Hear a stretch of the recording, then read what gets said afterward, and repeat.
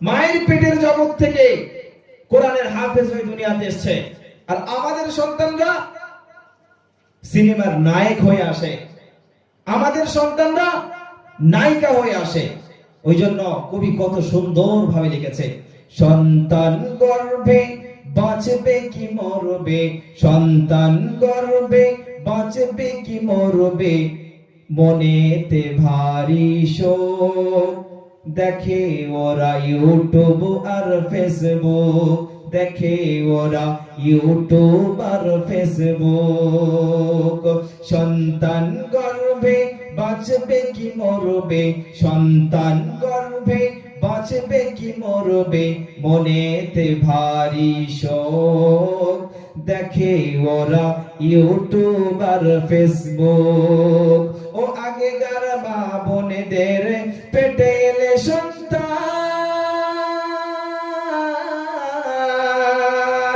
ও আগেকার মা বোনেদের পেটে এলে সন্তান, প্রাণের ভয়ে পড়তো তারা আল্লাহরই কোরআন।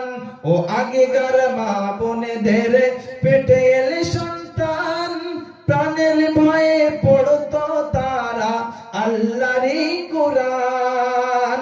সদা মনেতে টেনশন, বাঁচবে কি এ জীবন, অশ্রু ভরা থাকিত এই দুটি চোখ, মনেতে ভারী শোক, মনেতে ভারী শোক। সন্তান গর্ভে বাঁচবে কি মরবে, সন্তান গর্ভে বাঁচবে কি মরবে, মনেতে ভারী শোক, দেখে ওরা ইউটিউব আর ফেসবুক। আর এখনকার যে সমস্ত মা বোনেরা, তাদের ঘটনা শুনুন। সন্তান ভূমিষ্ঠ হয়ে বলে ওঠে ওয়াও। এখন যে বাচ্চারা জন্ম নেয়, যেহেতু মা তো পেটে থাকা অবস্থায়, সন্তান গর্ভ থাকা অবস্থায় সারাদিন জি বাংলা দেখেছে, বিভিন্ন রকমের নাটক দেখেছে, বিভিন্ন রকমের সিনেমা দেখেছে, যার কারণে এই সন্তান যখন ভূমিষ্ঠ হয়, কি বলে, সন্তান ভূমিষ্ঠ হয়ে বলে ওঠে ওয়াও, তার মানে হাতটা খালি টাচ মোবাইল দাও।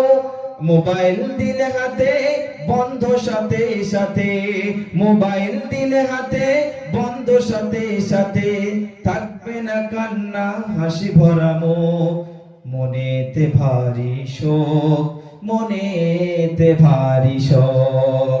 সন্তান গর্ভে বাঁচবে কি মরবে, সন্তান গর্ভে বাঁচবে কি মরবে, মনেতে ভারী শোক, দেখে ওরা ইউটিউব আর ফেসবুক। সম্মানিত মুহতারাম হাজিরিন, আজকেকার মা বোনেদের এই করুণ পরিস্থিতি।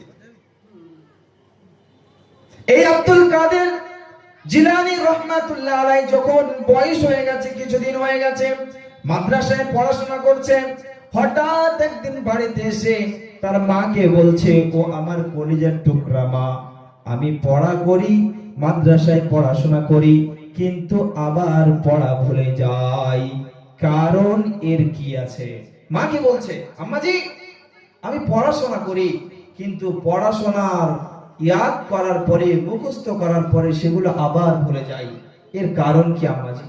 তখন তার মা পীরানে পীর আব্দুল কাদের জিলানী রাহমাতুল্লাহ আলাইহি বলছেন, হে আমার কলিজার টুকরা সন্তান, তুমি যতদিন আমার বুকে, আমার পেটে তুমি ছিলে, ততদিন আমি কোন রকমের কোনো খারাপ কাজ করিনি, আমি বিনা ওযুতে কখনো তোমাকে দুধ পান করাইনি।